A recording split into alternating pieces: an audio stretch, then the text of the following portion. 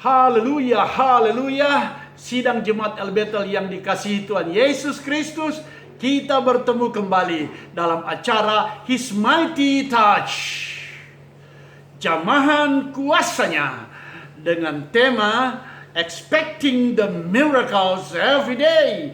Harapkanlah mujizat tiap-tiap hari.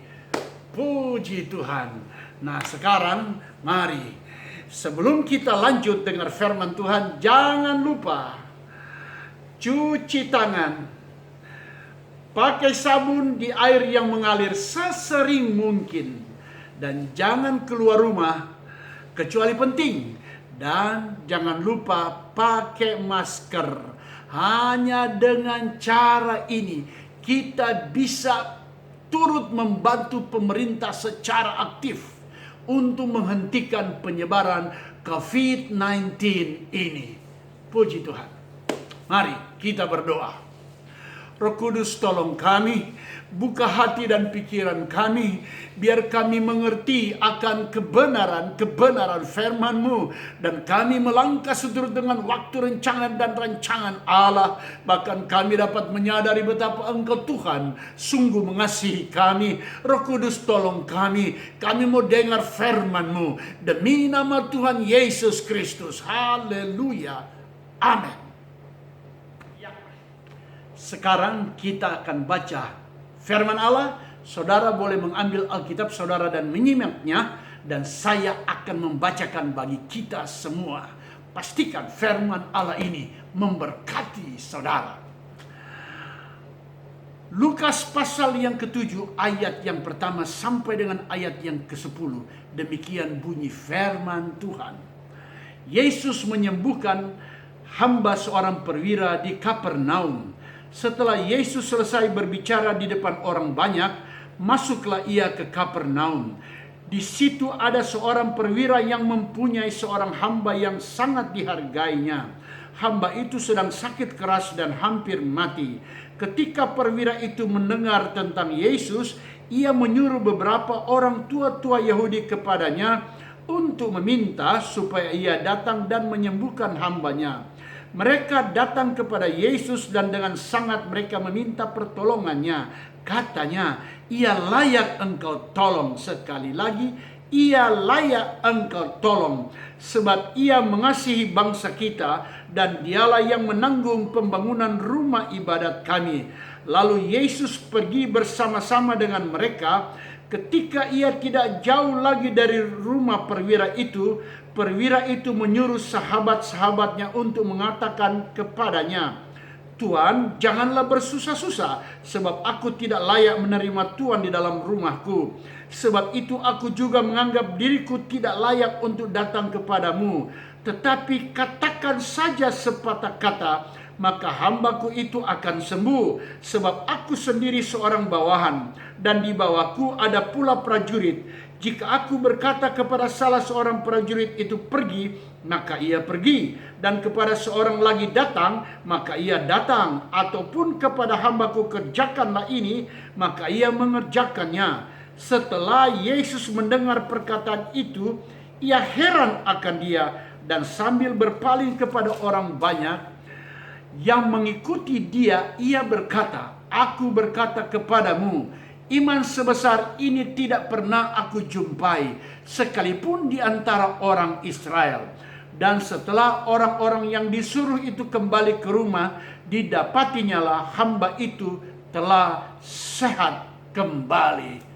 Puji Tuhan. Kisah tadi menjelaskan bahwa di Kapernaum ada seorang perwira, dan itu perwira Romawi.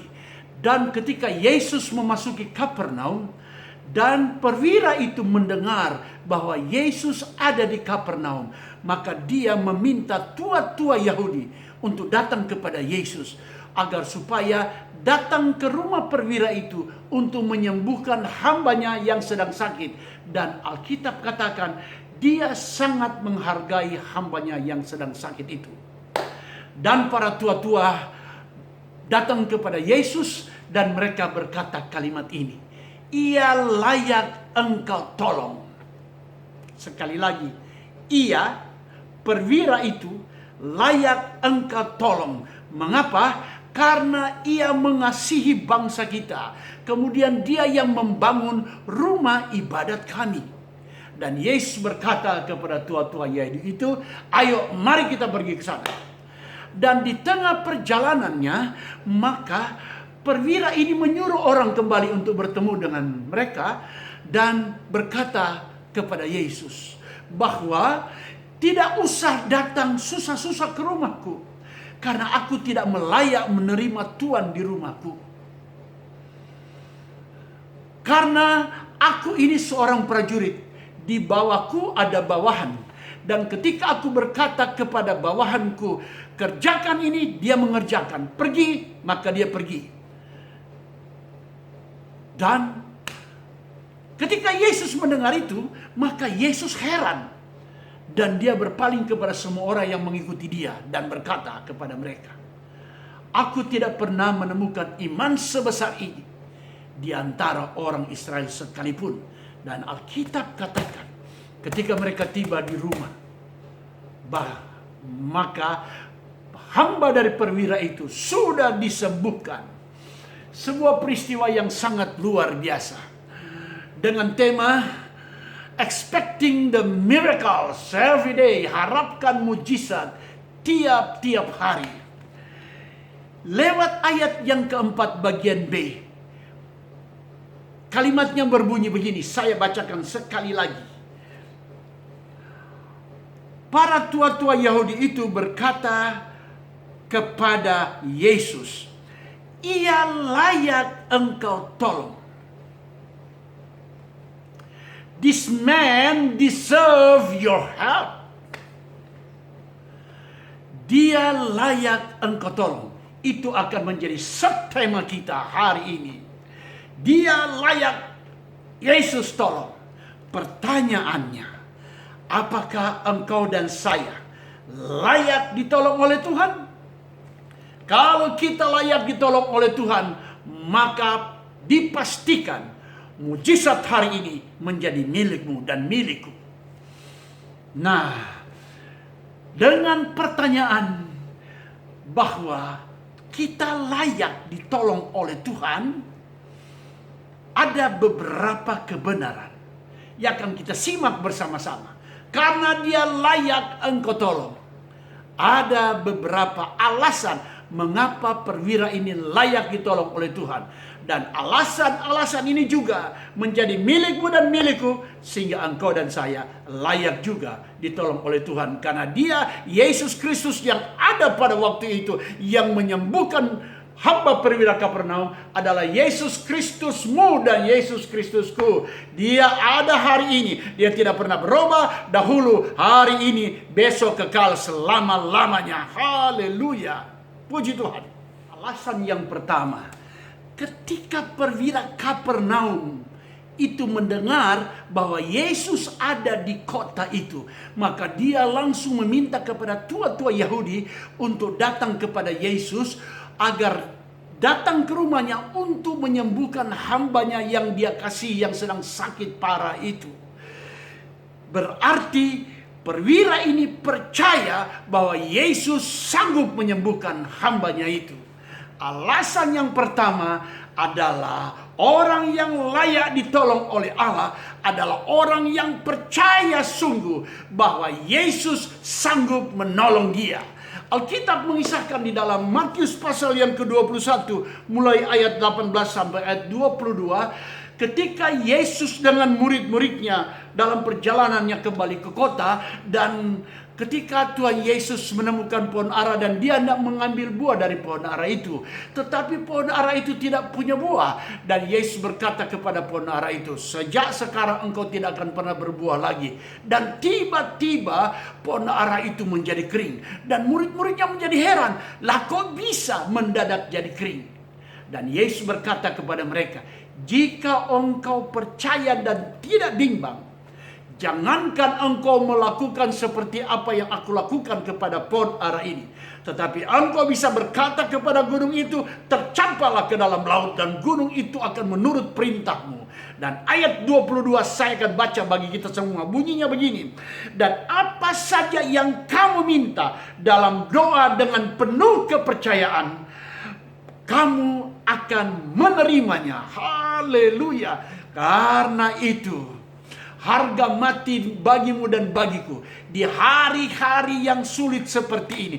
Taruh percayamu yang sungguh kepada Allah, bahwa Tuhan sanggup menolong engkau dan saya melewati wabah ini. Dia sanggup melindungi kita. Dia sanggup mencukupkan semua yang kita perlukan hari-hari ini. Maka Dia akan membuktikan bahwa Dia adalah Allah yang layak kita percaya. Yesus Kristus Tuhan namanya. Haleluya. Alasan yang kedua, ketika tua-tua Yahudi datang kepada Yesus dan mereka berkata seperti ini kepada Yesus, "This man deserve your help." Orang ini layak engkau tolong because he love our nation. Karena dia mengasihi bangsa kita. Artinya yang kedua, orang yang layak ditolong oleh Tuhan adalah memiliki hati yang mengasihi. Kedengaran sederhana, memiliki hati yang mengasihi. Tahukah engkau bahwa hati yang mengasihi itulah karakternya Yesus Kristus Tuhan? For God so loved the world and He gave His one and only begotten Son. Karena begitu besar kasih Allah akan dunia ini, sehingga Dia memberikan, mengaruniakan anaknya yang satu-satunya. Yohanes 3 ayat 16 bagian A. Jadi, jika engkau dan saya ingin ditolong oleh Allah, maka harga mati yang kedua, kita harus memiliki hati yang mengasihi. Karena jika engkau mengasihi Tuhan, maka engkau akan melakukan apa yang Tuhan perintahkan. Amsal Sulaiman pasal yang ke-19 ayat yang ke-17 bunyinya seperti ini. Siapa menaruh belas kasihan kepada orang lemah, memiutangi Allah, dan Tuhan akan membalaskan perbuatan itu. Kita dikasihi untuk mengasihi. Oleh karena itu, mulai hari ini, mari kita belajar mengasihi saudara-saudara seiman kita. Bahkan mari kita belajar mengasihi orang yang lain. Dalam situasi dan keadaan seperti ini, kita membutuhkan hati yang mengasihi agar kita peka terhadap lingkungan kita, agar kita bisa saling tolong-menolong satu dengan yang lain. Kita butuh hati Allah ditaruh di hati kita agar kita bisa mengasihi orang yang lain, bahkan mengasihi musuh kita sekalipun. Itu perintah Tuhan Yesus. Haleluya. Alasan yang ketiga, apakah kita layak ditolong oleh Allah? Ketika tua-tua Yahudi datang kepada Yesus dan kalimatnya saya ulangi, "This man deserve your help because he loved our nation and he has built our synagogue." Orang ini layak engkau tolong Tuhan, karena dia mengasihi bangsa kita dan dia telah menanggung membiayai pembangunan rumah ibadat kami. Orang ini telah banyak berkorban bagi pekerjaan Tuhan. Orang ini tahu memberi. Berarti kebenaran yang ketiga, engkau dan saya layak ditolong oleh Tuhan jika kita memiliki hati yang memberi. Kedengaran juga sederhana, tapi tahukah engkau bahwa hati yang memberi adalah hatinya Yesus? Karena dia bukan hanya memberikan apa yang engkau perlukan, makan pakai sandang pangan. Dia bukan cuma menyembuhkan ketika engkau sakit, tetapi dia menyerahkan nyawanya, dia memberikan nyawanya, gantimu dan gantiku. Dia itu Yesus Kristus Tuhan. Karena itu, jika engkau ingin ditolong oleh Tuhan, mari minta hati Allah kembali ditaruh di hati kita, agar kita bisa memiliki hati yang memberi. Karena Lukas pasal yang ke-6 ayat 38 berkata begini, "Give and it will be given to you." Berilah, maka engkau akan diberi. Suatu takaran yang baik, yang dipadatkan, yang digoncang, dan yang tumpah keluar akan dicurahkan ke dalam ribaanmu, sebab ukuran yang kamu pakai untuk mengukur akan diukurkan kepadamu. Lukas 6 ayat 38 sangat jelas berkata, karena itu sadarilah, kita diberi untuk memberi, kita ditolong untuk menolong, kita diberkati untuk memberkati. Kalau perwira di Kapernaum ini ditolong oleh Tuhan, maka engkau dan saya juga layak ditolong oleh Tuhan. Karena dia Yesus Kristus tidak pernah berubah. Dia Allah yang mempedulikan umatnya melewati hari-hari yang sulit ini. Mari kita punya hati yang mengasihi. Mari kita punya hati yang memberi, agar kita bisa menolong yang susah. Dan jika kita menolong yang susah, maka Tuhan akan balaskan kepadamu. Jika kita punya hati yang memberi, maka Allah juga akan memberikan bagi kita. Itu hati Yesus. Oleh karena itu, di saat-saat yang sulit ini, mari kita saling membagi, mari kita saling menolong, mari kita saling peduli. Dan engkau lihat, jika kita lakukan, sesungguhnya kita sedang menunjukkan kepada dunia siapa Yesus Kristus Tuhan yang sebenarnya. Dan di atas semua ini Tuhan Yesus yang dipermuliakan, dan kita berlayak ditolong oleh Tuhan Yesus Kristus. Haleluya. To be continued on next Friday. Amen. Mari kita berdoa. Saudaraku, jika engkau datang dalam keadaan sakit pada malam hari ini, taruh tangan kirimu di mana ada bagian tubuhmu yang sakit dengan iman. Sakit bagian kepala taruh di kepala, sakit tenggorokan taruh di tenggorokan, sakit dada, jantung, paru-paru taruh di dada. Sakit mah ginjal taruh di mana bagian tubuhmu yang sakit. Dan percayalah, engkau dan saya layak ditolong oleh Tuhan. Dan taruh percayamu yang sungguh kepada Allah, dan Dia akan menunjukkan Dia layak menolong engkau. Mari kita berdoa. Roh Kudus, tolong kami. Kami sudah dengar firman-Mu, dan kami percaya sungguh bahwa Engkau sanggup menolong kami. Tuhan, taruh hati-Mu di hati kami, agar kami boleh melakukan apa yang Engkau perintahkan bagi kami. Kami boleh mengasihi satu dengan yang lain. Kami boleh berbagi satu dengan yang lain. Karena itu Roh Kudus, tolong kami. Engkau lihat kekasih-kekasih yang mengangkat tangan pada hari ini, Tuhan. Biar Engkau turun tangan menjamah mereka di dalam nama Yesus Kristus. Jamah, sembuhkan umat-Mu, sehingga biar kami tahu kami punya Allah hidup dan berkuasa, mampu memelihara, menolong, dan membela umat-Mu. Terima kasih banyak Bapa. Terima kasih Tuhan. Kami percaya dengan iman, kesembuhan dari Allah boleh menjadi milik umat Tuhan pada hari ini. Dan hamba berdoa, Tuhan, bagi bangsa kami yang sedang menghadapi wabah COVID-19 ini, kami berdoa untuk pemerintah kami, dari yang tertinggi presiden kami Tuhan, sampai kepada gubernur dan semua jajarannya, teristimewa Gubernur DKI Jakarta, karena kami tinggal di kota Jakarta ini Tuhan. Biarlah hikmat dari Tuhan mewarnai semua kebijakan-kebijakan. Berikan mereka kesehatan dan kekuatan, agar mampu menghentikan wabah COVID-19 ini dengan pertolongan Tuhan. Hamba berdoa khusus untuk para dokter dan para medis dan kaum keluarga mereka. Tulungi dengan kuasa darah-Mu, agar mereka boleh terhindar dari paparan penyakit ini Tuhan. Dan mereka boleh menjadi perpanjangan tangan Allah yang sangat efektif untuk menyembuhkan Banyak saudara-saudara kami yang terpapar akan penyakit COVID-19 ini. Terima kasih banyak Bapa. Hamba berdoa khusus untuk jemaat yang Kau percayakan bagi hamba dan bagi siapapun yang mendengar pada malam hari ini. Tuhan, lindungi umat-Mu dengan kuasa darah-Mu, sehingga wabah COVID-19 ini tidak bisa menyentuh umat-Mu dalam nama Yesus. Dan cukupkan semua kebutuhan umat-Mu melewati hari-hari yang sulit ini. Kami percaya pemeliharaan Allah bagi umat-Mu. Terima kasih banyak Bapa. Dan kami percaya bahwa pada waktunya Indonesia akan menang.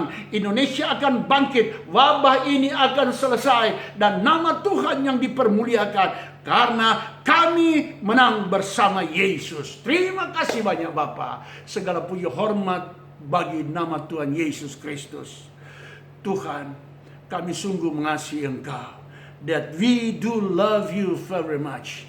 Di dalam nama Tuhan Yesus Kristus. Haleluya. Amin. Tuhan Yesus memberkati. Sampai bertemu the next Friday.